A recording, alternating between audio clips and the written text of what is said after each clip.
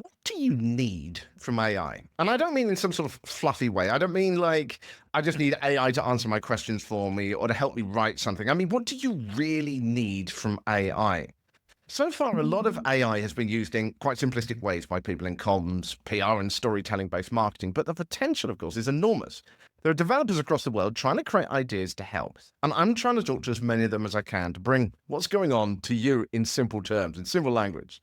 Now, last week I was speaking to a set of developers focusing on transforming the spray and pray approach to pitching. But the other big challenge for PR, where AI could help, is proving the value of what comms people do.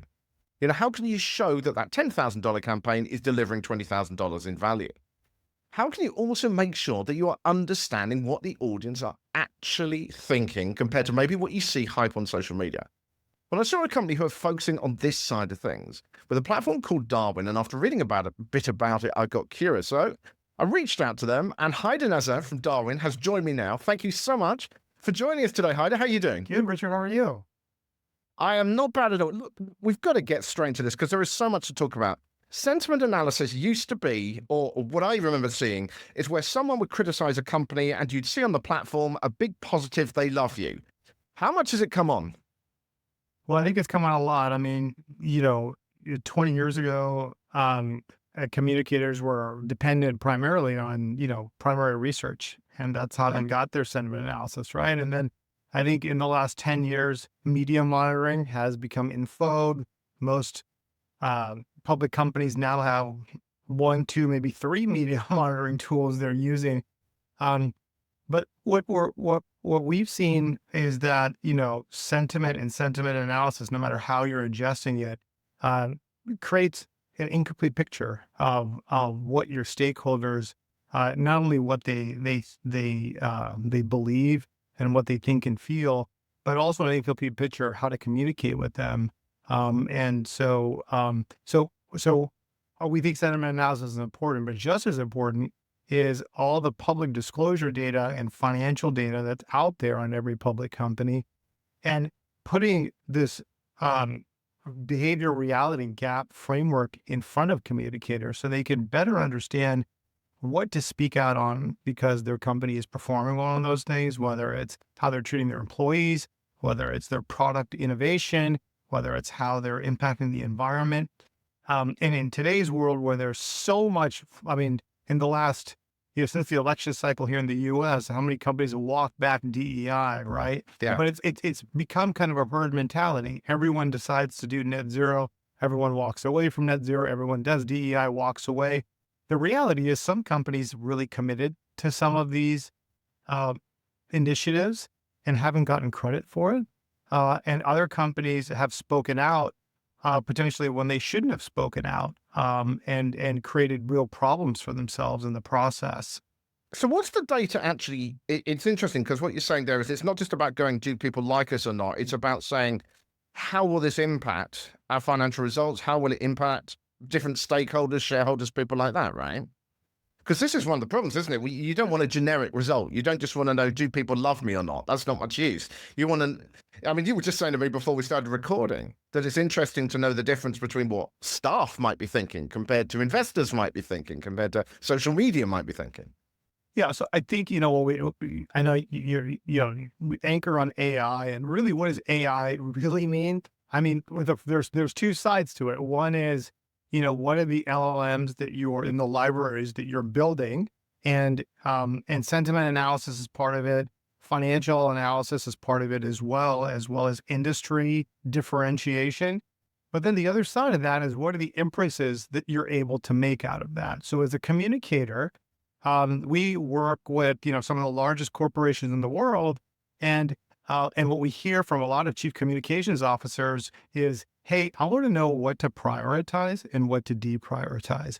I want to know what are the things that are going to make a difference to my business and the things that aren't. And what we say over and over again, the playbook we help them with is to help them understand where are the areas that they're outperforming their market, which one of those have high differentiation, and where are the biggest opportunities to communicate, do effective outreach and campaigns, and then tie potential financial impact to those campaigns.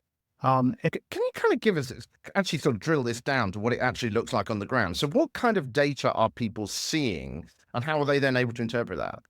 Yeah. So our products, we have two. So we have Darwin, which is the platform that any company can go into, and they typically get an instance with 5 of their largest competitors on that platform. So they're able to see. We'll plug in a media monitoring service.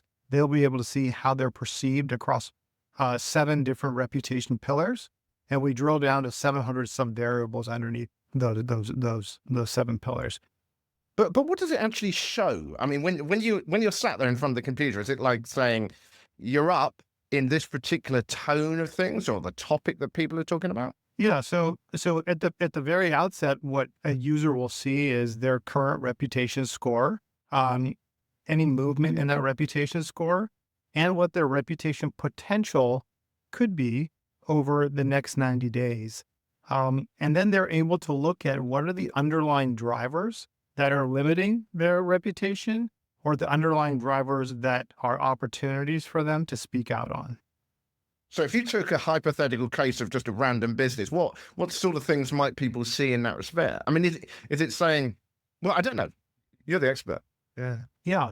So, I mean, a great example of that is currently we're working for um, a consumer packaged goods company. They have spent a lot of money in the last 2 years on their ESG commitments and their sustainability commitments. They're getting pressure at a board level to potentially walk back some of those commitments, but they want to understand first what the impact is to walking any of that back, but also what is the impact to continuing to communicate on things like affordability and access of products and goods, because they feel that that's very, very central to their brand and how they've built brand equity. But they're not really sure whether they should speak out about any of these social impact areas of their business for being accused for fear of being accused of being woke. And so what we're able to show them are the patterns of their competitors and where their competitors have spoken out on very similar topics, what the amplification and reach and positive sentiment around that is with consumers, with employees, and with sell-side equity analysts, so they can get a multi-stakeholder view of those patterns and what communication strategies they should use if they choose to use in areas that they're outperforming the market in. That's really so. Basically, it's kind of looking at what other people have tried, the impact of that, and then what kind of impact that could have on you. I mean, it was interesting you said about the 90-day kind of prediction. How is that working? Yeah.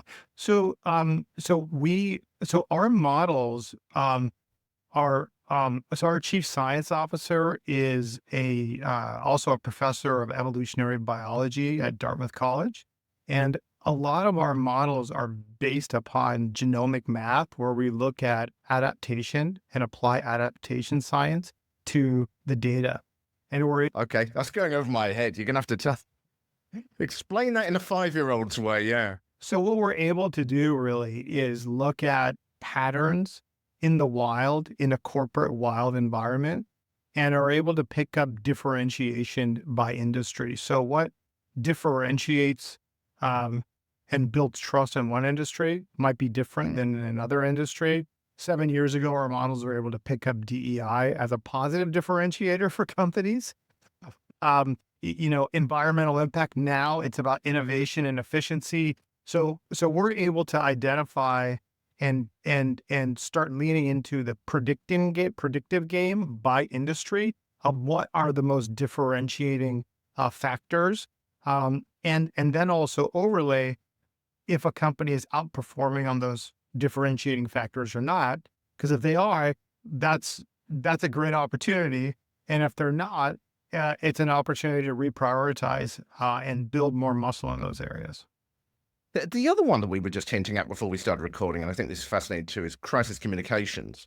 Because, I mean, the one I mentioned was like the Balenciaga case with the fashion brand, whereby there was a huge outcry on social media and in the media, and yet the brand didn't seem to be particularly affected by this crisis. And it does seem to me that sentiment analysis has this ability to look at what the reality is of your customer base compared to the hype. How much can it differentiate there? Because there must be a lot of signals coming from social media saying one thing, and quieter signals when it comes to your actual customers.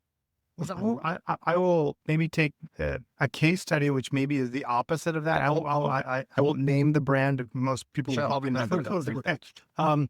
But there's a brand that about a year and a half ago, they read all the social media positivity around DEI, and they decided to hire a transgender influencer to promote the product.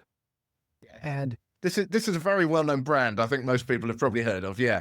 And what happened was, first, their consumers weren't aligned to that, but also in terms of their own DEI performance, they were performing much lower than others in their industry. So that's a great example of getting in trouble by following the herd mentality, because speaking out on a topic where the perception of your performance and your performance is much lower than the market can get you in real trouble real quick.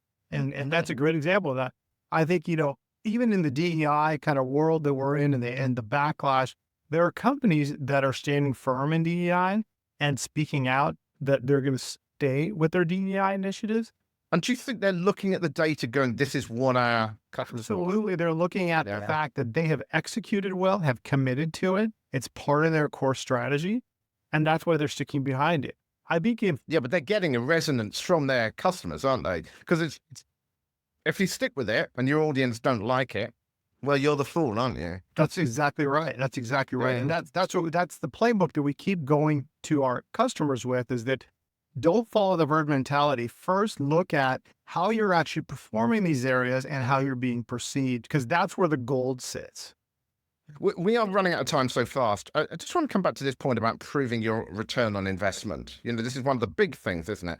Everyone's saying, prove what you're doing is working. How can this kind of tool help? Yeah, so I'll give you a very specific example. So everyone's familiar with MMM models, media mix models, and we're working with a company right now that is spending, has a budget of over $250 million on digital ads. And they said that, they can tie an ROI to about 2/3 of that spend, okay, with their MMM models. So there's 1/3 of that spend that they can't really connect any ROI to. So explaining what we view reputation as part of your intangible asset value, and we're able to help companies look at what are the biggest contributors to your intangible asset value and tie it to, in this case, campaign performance, margin lift, which is tied to EBITDA or market value. And it's really interesting, most companies and most, of your total shareholder return is not tied to your financial performance, but it's your goodwill and the overall brand equity of your business. A lot of that is not being tracked. And now there are new models like ours that are able to track those things. Well, that's the point, isn't it? Is being able to actually prove that. We all knew intellectually this stuff was making a difference, but being able to prove it makes a difference. Listen, we are out of time. We've got to connect again. If people want to reach out to you or find out more about the Darwin platform, where do they go? They can go to maha.global, which is the company, or they can reach out to me on LinkedIn, either way. And that's MAHA Global, isn't it? Just for anyone listening in on the audio version of this. That's wonderful. And they can also sign up for a demo as well if they'd like as well, can't they? Absolutely. Superb. Haider, it's been an absolute pleasure. We're going to have to talk again because this stuff is just going to keep growing. So I'll be interested in checking in with you in a few months, finding out what the latest is. Thanks, Richard. It was a lot of fun.